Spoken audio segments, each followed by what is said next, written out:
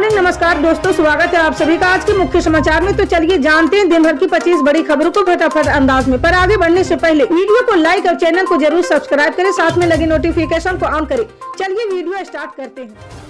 जी हां, आपको बता दें कि मणिपुर में हुई हिंसा को लेकर विपक्षी दलों के नेता पीएम मोदी से मुलाकात करने के लिए 10 जून से दिल्ली में इंतजार करें, लेकिन पीएम मोदी ने अब तक मिलने का समय नहीं दिए हैं। इस बात की जानकारी कांग्रेस नेता जयराम रमेश ने दी है। जी हां, जयराम रमेश ने कहा कि विपक्ष की 10 पार्टियों ने 10 तारीख को लिखित में पीएम मोदी को एक खत भी भेजा था कि हम मणिपुर मामले पर आपसे मिलना चाहते हैं। आज भी इन 10 पार्टियों की प्रतिनिधि पीएम मोदी से मुलाकात के लिए इंतजार करें, लेकिन अफसोस की बात यह है कि प्रधानमंत्री नहीं मिल रहे हैं। जी हां, आपको बता दें कि देश में लोकसभा चुनाव से पहले यूनिफॉर्म सिविल कोड पर चर्चा तेज हो गई है। लॉ कमीशन ने यूनिफॉर्म सिविल कोड को लेकर लोगों से राय मांगी है। वहीं विपक्ष भी इस मुद्दे पर प्रतिक्रिया दे रहे हैं, लेकिन अब कांग्रेस के नेता आचार्य प्रमोद कृष्णम ने कहा कि बीजेपी अपने चक्रव्यूह में फंसाना चाहती है और बहुत चालू पार्टी है। जी हां, यूसीसी को लेकर आचार्य प्रमोद कृष्णम ने कहा कि देश की एकता के लिए और देश में एक विधान, एक संविधान, एक निशान और एक कानून लाने के लिए यदि साफ मन से कोई कानून लाने की बात होती है तो उस पर हमें सोचना होगा और हम उस पर सोचेंगे। उन्होंने आगे कहा कि हम उसका स्वागत भी कर सकते हैं। आपको बता दें कि मणिपुर में करीब 1.5 महीने से हिंसा जारी। जी हां, तमाम कोशिशों के बाद भी हालात काबू में नहीं हो पा रही है। इस बीच नेशनल पीपुल्स पार्टी के राष्ट्रीय उपाध्यक्ष वाई जॉय कुमार सिंह ने बड़ा बयान दिए हैं। उन्होंने कहा कि अगर आने वाले दिनों में स्थिति नहीं सुधरी तो हम बीजेपी के साथ अपने गठबंधन पर फिर से विचार करेंगे। एनपीपी बीजेपी के साथ अपने समीकरणों पर फिर से विचार करने को मजबूर हो जाएगी। उन्होंने कहा कि हम मूकदर्शक बनकर नहीं रह सकते हैं। जी हां, उन्होंने आगे कहा कि मणिपुर में अनुच्छेद 355 लागू, इसलिए यहां के लोगों की सुरक्षा करना राज्य और केंद्र की जिम्मेदारी, लेकिन हिंसा से निपटने के लिए कोई उचित योजना नहीं बनाई जा रही है।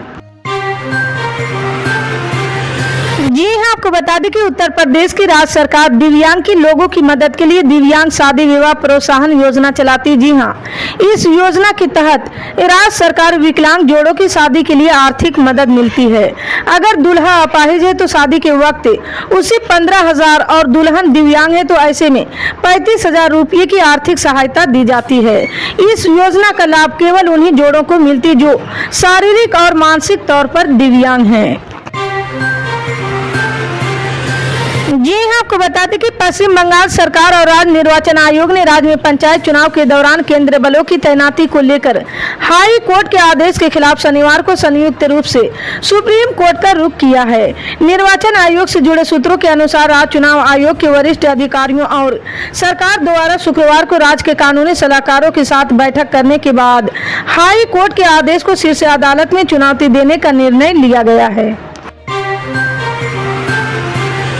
जी हां, आपको बता दें कि बिपरजॉय तूफान के मद्देनजर रखते हुए जयपुर डिस्कॉम ने कई प्रकार के नंबर जारी किए जिससे विद्युत आपूर्ति बाधित होने पर और आपातकालीन परिस्थितियों में होने वाली दुर्घटना को रोका जा सके। जयपुर नगर सरकार द्वारा ब्लॉक स्तर पर कंट्रोल रूम स्थापित किए गए हैं जिसमें शिकायत दर्ज करवाने की व्यवस्था की गई। जी हां, जिससे बिजली आपूर्ति पर कोई प्रभाव पड़ने पर और अन्य दर्ज कराए गए शिकायतों को जल्द से जल्द निवारण किया जा सके। जी हां, आपको बता दें कि हैदराबाद के एक कॉलेज ने बुर्का पहनी छात्राओं को प्रवेश नहीं दिया और उन्हें चेतावनी भी दी कि जब तक वे बुर्का उतार नहीं देती तब तक परीक्षा में शामिल नहीं हो सकती है। घटना शुक्रवार को Rangareddy degree college for women में हुई है। छात्राओं का आरोप है कि प्रबंधन ने उनसे बुर्का हटाने को कहा है और जब उन्होंने मना किया तो उन्होंने उन्हें परीक्षा में बैठने नहीं दिया है। 30 मिनट के बाद बुर्का उतारने के बाद प्रबंधन ने उन्हें परीक्षा हॉल में जाने दिया है। जी हां, आपको बता बता दें कि बरेली की इत्तेहाद मिल्लत काउंसिल के प्रमुख मौलाना तौकीर रजा ने उत्तराखंड में मजार मुद्दे पर चेतावनी दी है। शुक्रवार को अपने आवास पर प्रेस कॉन्फ्रेंस करते हुए मौलाना ने कहा कि उत्तराखंड में मजारों को तोड़ने का सिलसिला थमा नहीं तो हम उत्तराखंड कुछ करेंगे। उन्होंने बोले कि मजारों को नुकसान पहुंचाया गया तो हमने भी चूड़ियां नहीं पहनी है। अगर तोड़ना है तो उन सभी निर्माण को तोड़ा जाए जो 1921 के बाद बने हैं। जी हाँ, वहीं मौलाना तौकीर ने कहा कि उत्तराखंड सरकार तय करे कि वे शांति चाहती है या विरोध चाहती है। जहां पर 200 साल पहले मजार थे अब वो अवैध कैसे हो गए हैं। जी हाँ, आपको बता दें कि समाजवादी पार्टी प्रमुख अखिलेश यादव ने 2024 के लोकसभा चुनाव में सत्तारूढ़ भारतीय जनता पार्टी को हराने का फार्मूला दिया है। शनिवार को लखनऊ में अखिलेश ने कहा कि एनडीए को हराने के लिए पीडीए का फार्मूला काम आएगा। बता दें कि अखिलेश यादव ने 2019 का लोकसभा चुनाव बहुजन समाज पार्टी के साथ मिलकर लड़ा था। हालांकि चुनाव के तुरंत बाद ये गठबंधन टूट गया था। जी हाँ, लखनऊ में आयोजित एनडीटीवी कॉन्क्लेव में बोलते हुए अखिलेश यादव ने कहा कि भाजपा को पीडीए हरा सकता है। यहाँ पीडीए से अखिलेश का मतलब पिछड़े दलित अल्पसंख्यक है। अखिलेश ने कहा कि इस बार मुझे यकीन है कि पीडीए एनडीए को हराएगी।